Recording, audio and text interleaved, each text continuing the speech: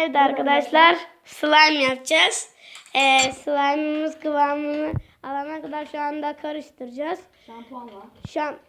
İlk başta şampuan döktük. Tuz döke karıştıracağız ama karıştırmamız çok uzun sürecek. Kıvamını alana kadar karıştıracağız. Slime yapacağız. Slime yapmayı deneyeceğiz. Olursa inşallah beğenirsiniz. Arkadaşlar biz videoyu duralım. Çünkü karıştırmamız çok uzun sürecek.